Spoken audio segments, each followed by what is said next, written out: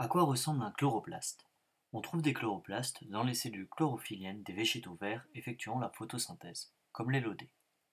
On peut faire un montage entre l'âme et lamelle d'une feuille d'élodée et l'observer au microscope. On identifie les différentes cellules par la présence entre elles d'une paroi cellulaire. C'est la ligne épaisse blanche-rose que vous pouvez voir. D'un côté, il y a une cellule, et de l'autre côté, il y a une autre cellule.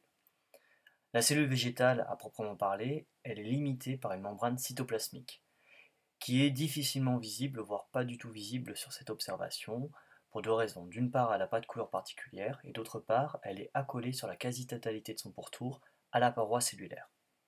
L'espace délimité par la membrane cytoplasmique, c'est ce qu'on appelle le cytoplasme. Il est constitué du hyaloplasme et des organites.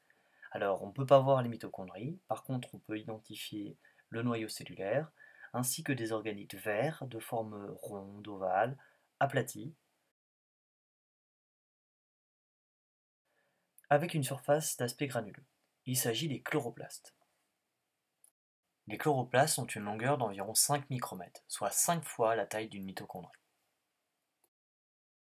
On observe ici un chloroplaste au microscope électronique à transmission, grossi 44 000 fois.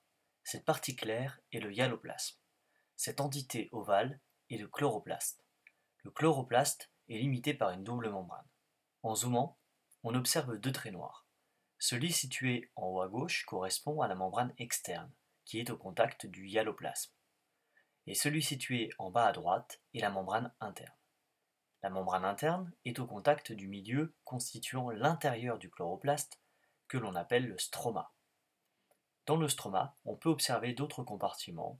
En coupe transversale, ils présentent une forme allongée et ils sont délimités par une membrane simple, car on n'observe qu'un seul trait noir. Ces compartiments s'appellent les thylakoïdes.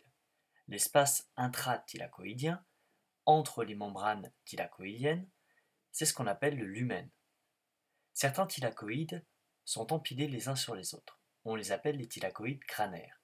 Ils forment des structures qu'on appelle les granomes. D'autres thylakoïdes s'allongent entre les granomes. On parle de thylakoïdes intergranaires. Dans le chloroplaste, on peut observer également une autre structure. Elle a une forme ovale et est de couleur plutôt sombre. Il s'agit d'un grain d'amidon.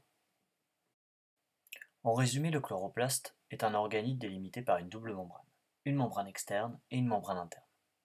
À l'intérieur du chloroplaste, on a un espace qu'on appelle le stroma. Dans ce stroma, on trouve d'autres compartiments appelés les thylakoïdes. Chaque thylakoïde est constitué d'une membrane et d'un espace interne appelé le lumen.